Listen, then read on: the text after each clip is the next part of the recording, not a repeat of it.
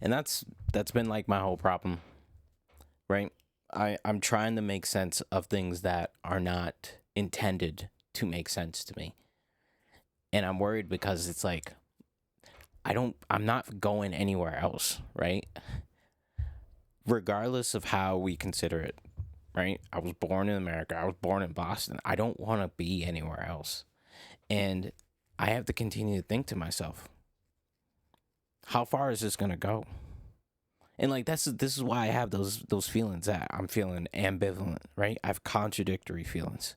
I literally love being American, right? I'm just saying I have never been anywhere else, right? But at the same time, I am hating the ways in which people are represented in this country. And I think it actively makes not only my life worse, it makes everyone's life worse. But these people don't care. They are the worst people I've ever heard of in my entire life. And it goes against every single belief I've ever been taught. You know, I come from people who were deeply religious, right? My family's Baptist Christian. They've been that way since at least my great grandparents. My great grandparents were a part of like an original storefront church that now still exists to this day. And so, like, they taught me things about like how do you treat your neighbors, how do you treat people when you're mad, right?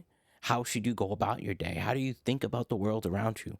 And it's obvious to me that these people who say that they're Christian don't consider that because they do all of the worst things that the Bible says not to do. But then they walk around and say, "Hey, everyone else violates this, not me. I'm a good Christian." And so it's me trying to not only wrap my head around, I guess, the me being rid of my naiveness about the way America is, but also maybe my hope that things can actually be different. And I find that a lot of solutions that people give are completely stupid. There are a lot of people who think about the solutions to America's issues like infants because they believe in this absolutism that only my way works. And for me, most solutions are found in between everyone else's ideas, but no one believes that, right? I'll say this. I'm not a single issue voter. You can never get me to be a single issue voter in my life. And I don't know, right? If that's something that like clicks or people understand that. Because right now, one of the reasons one of the reasons why Kamala Harris lost, right, that people are saying is because of voters sitting home, right? People were not motivated to vote. And I find that people who do not utilize that right to vote, I find that they're the worst people of all because it is absolutely crazy because it has been a goal since the founding of America that conservatives, right? And I'm just using conservatives loosely. I'm not talking about that wasn't the name of the parties if we're going back 16, 17, 1800s, 19, right? Conservatives in the history of America have always wanted one thing, and it is for people not to vote. Why do they want that? Because they realize that there's power in it. Now, it's not the only solution, but it is the foundational step. You, the way that America is set up, the way that we believe our system should run, right? Voting is a way for the people to have power. It is the foundation of our kind of the way our country is run. And when people sit out to vote, you give up that power and you allow the crazies that will vote no matter what to dictate policy. You allow the old people that vote no matter what to always put up the old person that's going to die in office. And so I'm just like, I'm really frustrated, like watching how we talk about the same problems. We don't look into the history of how things get solved. And then we complain when nothing changes when we don't do enough. Now, me, I don't think I do enough myself, right? I vote. I try to be a member of my community. I'm trying to get more involved. Do I think it's enough? No, I think I need to do more. I think I need to get more active. I think I need to be more knowledgeable. There are certain ideas that I need to refresh in my mind. But I think that some people don't believe they have to improve their understanding of the world around them. They think, I have this thought, and because of this, it is right. Now, as I go on, right, I'll usually go over things that frustrate me, stories that don't make any sense, stories that are dumb, stories that are evil, stories I think that will have a recurring negative effect or consequence on the United States of America. I don't express how I feel about it, right?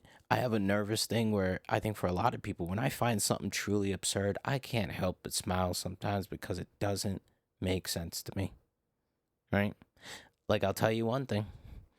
Pete Hegseth, in all of his glory, set up a multi-cam session where he said the flu shot is no longer mandatory for U.S. soldiers, which is crazy because you would consider that U.S. soldiers, right, in any branch of the military, have to go to some of diverse locations around the globe, and they'll be exposed to diseases that they do not have the immune system, the antibodies, or whatever, the protection within their own body for. And so we vaccinate them. We give them at least 17 shots for a variety of diseases.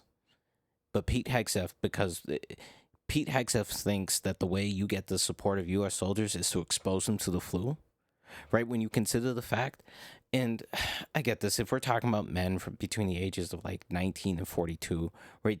I think they are the lowest percentage of people that die from the flu, but they do die from the flu sometimes. And you would consider that being in close proximity with people in stressful environments would make you more susceptible to spreading diseases to those people. We've been vaccinating U.S. soldiers since the American Revolution, right? Um, People were taught about vaccination before the American Revolution. I can't believe I'm forgetting the name. His name starts with an O. I have to see, but he I just want to say he belonged to Cotton Mather, and in this particular instance, he literally taught Cotton Mather how to inoculate people against smallpox. And there's been a through line since then of America understanding that vaccination is useful. Now, has America been very, very awful and racist in the ways in which they've utilized public health against particular races of people? Yes. But there's an understanding that vaccination has had a place in American society since even before the founding of the country. But we don't consider that, right? We're just Onesimus, right? That's the name. That's the name, right? Onesimus was enslaved by a Puritan clergyman named Cotton Mather, right? Who he taught inoculation. And we have to get into this idea also, and I'm just ranting about this idea of like white anxiety. Literally, we're in the end stages of white anxiety destroying this country. Because at every point in time, right, the Trump administration they say they got rid of DEI, they got rid of affirmative action, right? We've gotten rid of that across the United States, right? They fired 300,000 black female federal workers, and they said, like, this is the time in which white men will take over, white adjacent people will take over, and America will be at its greatest zenith of strength. Instead, all we've done is make corporations richer. We've had prediction markets in which it was just revealed that a U.S. soldier got arrested because he was betting on the fact that Nicolas Maduro would be out of power by January, right? All we've done, the Trump family is like increased their net worth by billions, and he just sells this out to the UAE, right? He's selling this out to crypto firms. We don't even know fully who's paying him. He's opening up hotels with his branded name in Tbilisi, Georgia, which is known to be a way in which Russia avoids sanctions. So Donald Trump's just getting paid, right? He's betrayed all of our allies, right? Our allies don't really want to help us and assist us, and then Donald Trump causes problems like the war in Iran, and he wants their assistance, and they're like, we might not want to do that because we don't think it's actually worth it because we can't trust you. And like, my problem is he's 79 years old and he's obviously losing it, and he does not care. At every point in time, he's shown that he wants to show that he's a big, strong man, but that isn't the way that you govern. Like, unless you're going to blow everyone up, that's not the way that you govern. And he is circling us down a drain, and then he's just going to go. And that's what I'm afraid of. He's just going to go, and then everyone else is going to have to solve the problem. It's going to cause chaos. It's going to cause stupidity. And then we're going to be right back where we were, but even more anxious, even more afraid. And we're not going to actually consider how to solve the issues. And I'm kind of going off at this point, but I'm just kind of going off some of the ideas that have been in my head, because it also includes the fact that people are talking about like forming alliances, right, with individuals who I would say you should not trust, like Tucker Carlson, right? Tucker Carlson, because he doesn't like what Israel is doing in Palestine. Tucker Carlson is seen as someone that you can form an alliance with because he said he's sorry. But in the same conversation that he said sorry, he got mad that someone's Jewish father sued a country club because they didn't let Jewish and black people in. And he says freedom of association and freedom of association, right? Why would you violate that? It's a private business. I'm like, okay, so he advocated with his brother to basically perpetuate segregation in America. And people see him as a viable supporter of left-wing ideals of support in America because he just doesn't like what Israel's doing. People can't be one-issue voters like that. That's absolutely crazy.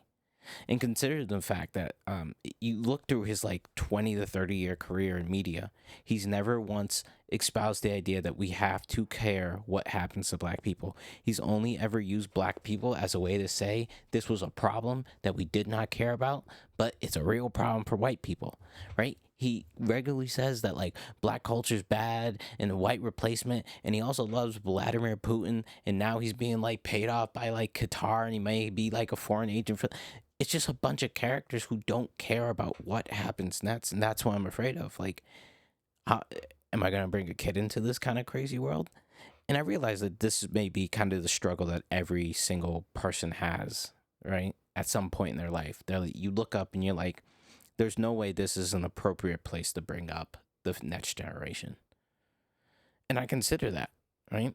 But it doesn't help my anxiety about these ideas that the people who are in power, the people who are most visible, are those who are most ill-equipped to actually provide a better life. And I gotta go to work every day and pay the bills and then see the dumbest situations ever and hear about them. In which, like for one instance, and I'm almost done, Robert F. Kennedy having a team of supporters and advisors who don't want the polio vaccine because they say, hey, it's modern medicine. We can just use medicine to stop the after effects, right? And I'm just like, we had a literal president who was handicapped and had to hide his disability as a result of polio. And this man's like, oh, we can just use medicine. Medicine doesn't stop that. Medicine doesn't fix your legs when they get broken by polio. It doesn't fix your inability to breathe on your own. And they just want to subject us and they want to subject us. They also want to subject kids to just these terrible conditions based off this idea of freedom, right?